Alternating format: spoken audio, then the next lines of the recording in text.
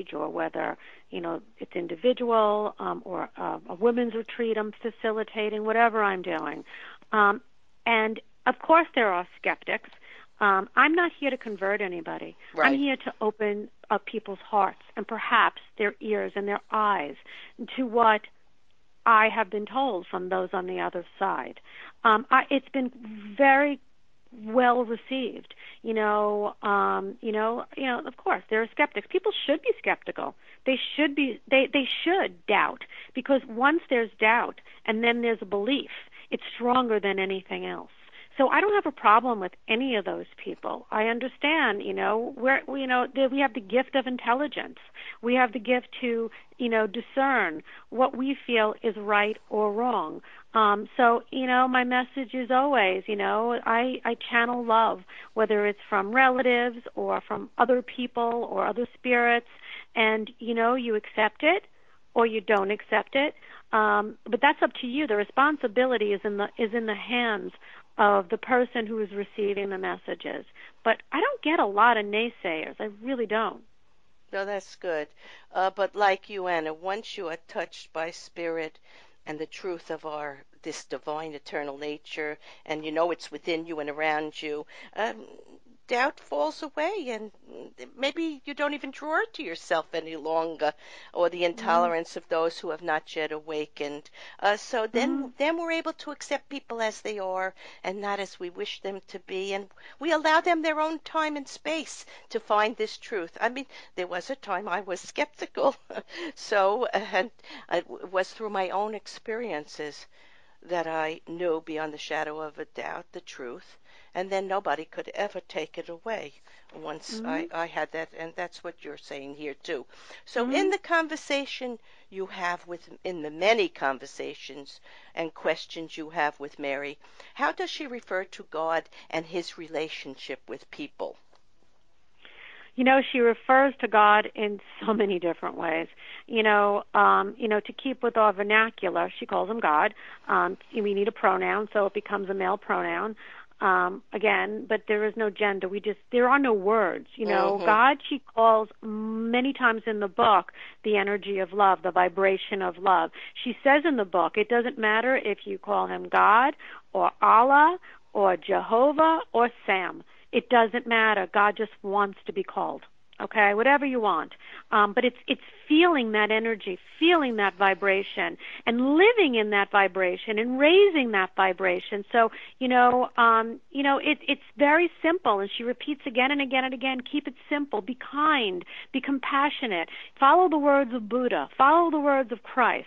It's the kindness, the compassion. Smile at the person in the grocery store, because you don't know how you may be changing that person's life. Over and over again, she says, be loving, be an expression of God's love to all people. And that way, we will all find that inner peace and outer peace, because we'll be spreading it, Absolutely. across the board. And she repeats over and over in the book that we are all her children, regardless of our religion or spiritual belief, because she's the universal mother of humanity, and her mantle is wide and open, and she wants all people to say, I love that. And, it's also her hope that readers will perform the meditations after reading the chapters and enter a state of grace and closeness to her. But in my own book, The Living Spirit, I responded to the trueness of love for God as the kind, compassionate, loving energy of creation. And I wrote, as in any challenging life situation, practicing meditation and prayer and asking Spirit for help during that silent time will help to learn about your life plan, opening the way to a personal understanding and interpretation of what is needed for achieving a life of joy. In continuing our quest for personal truth, along with our goal to hear the whispers, experience beautiful thoughts, and sense the feelings of peace that reside in our soul and body, a pleasant feeling of cooperation between body, mind, and soul can be achieved to bring about a future reality of substance, because spirit gives us all the time in this world, in this life and other lives and beyond, to find our greatest means for developing levels of infinite love and healing. And that's part of also Mother Mary's message. Well, what she says is a little bit different because she doesn't really say to ask. She says to claim. So it's an act of faith by saying, "Thank you, God, that my soul has evolved. My soul is evolved." Claim it in faith. Recognize that we are worthy and we are so loved by divinity that everything we want is right in front of us. It's right here. She also talks about with prayer. It's so easy to pray. It's so easy to just say the words. Live the words. Look at your life as a walking, living prayer. Not just, I'm going to pray, I'm going to put it in God's lap, and then, I'm going to receive. Well, more than that. Anna, when I say pray, I mean talking personally to Mother Mary, Spirit, God, your angels, whoever. Absolutely. It's not but exactly asking. Yes, it is living and is being respectful of your own path and other people and their level of development and just the love of life and being. And that way, you're talking. You're just having a personal conversation. Mm-hmm. It goes beyond religion, goes beyond formal prayer, and it goes beyond being in a group and limiting yourself to one way of thinking. It goes beyond this time and place to being eternal and being closer to God. But what she also says is that no judgment on people who are religious, because the prayers of religion, as long as the religion is based in love, has a vibration.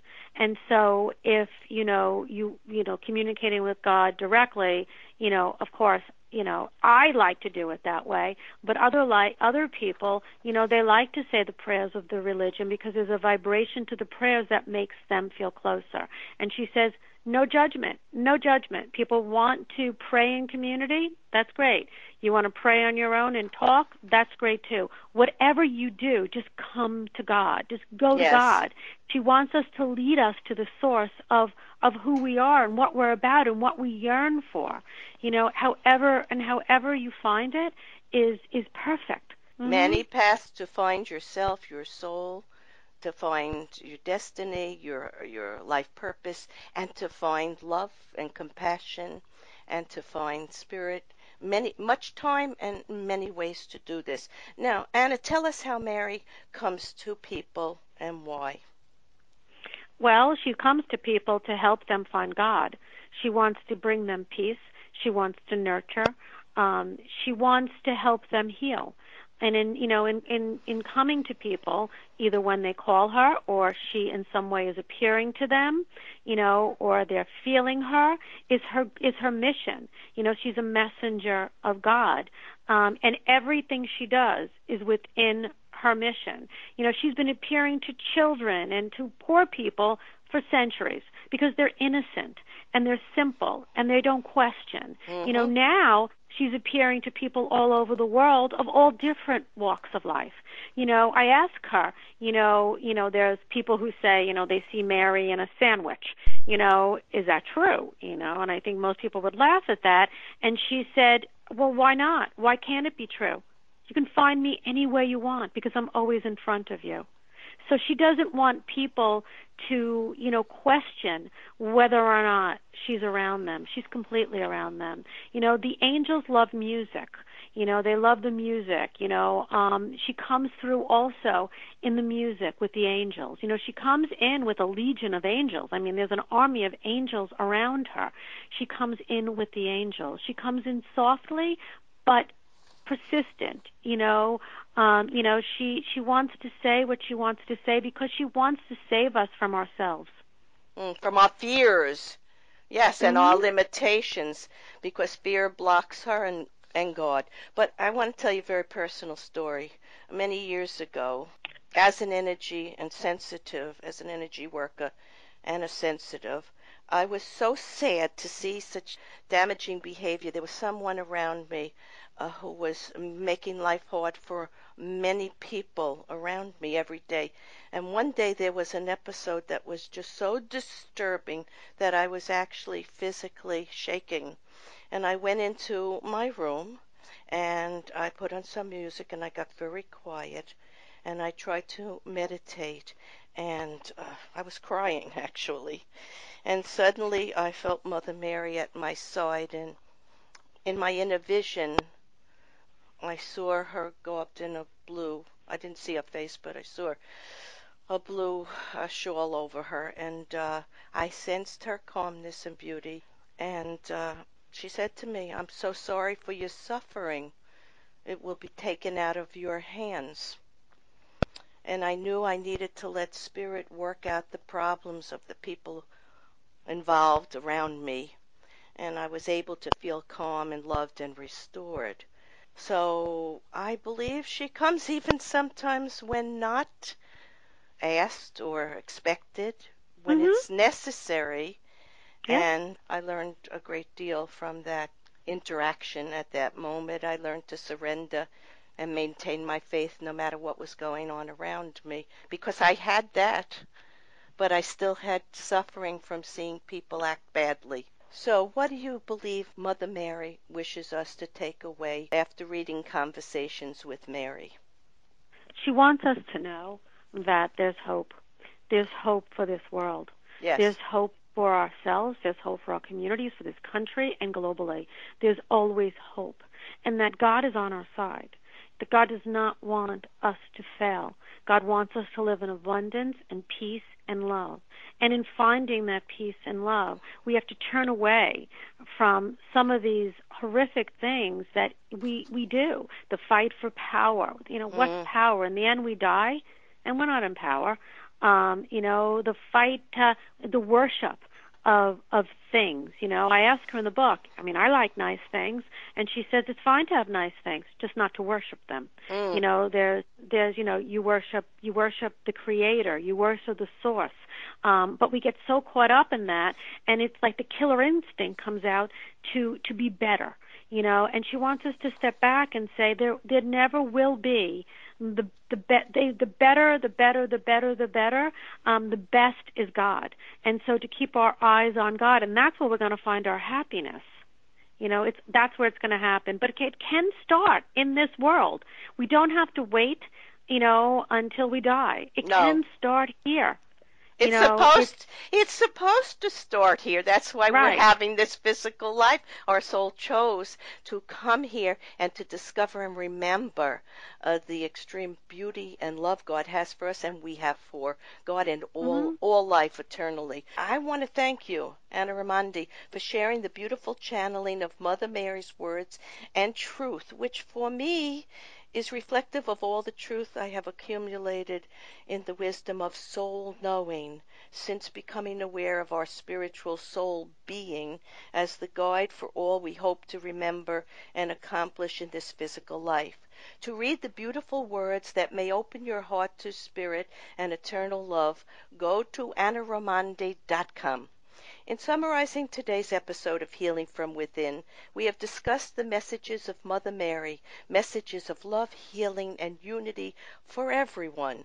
And everyone must begin to look past judgment, doubt, and blame, and negativity and suffering so that they can feel the light and love of spirit that is within and trust their own life plan no matter the challenges or roadblocks. For the road ahead is filled with light and love as surely as the day follows the night. And it is in remembering your eternal nature and asking for help or trusting in faith that the help is there and it is yours for the asking, that the angels, guides, teachers, loved ones will come and God will support your physical life experience and lead you to the place where goodness, faith, and healing and wisdom reside. As Mary said in one of her messages to Anna, God does come to people. Many people hear God and feel the overwhelming presence of love that pervades. Yet since I was a person and inhabited a body, People are comfortable putting a face to my energy. I have shown myself to people in a way that God has not. No one has seen the face of God. God is a pure vibration that can only be felt. I have been chosen by God to carry his energy and his message in the purest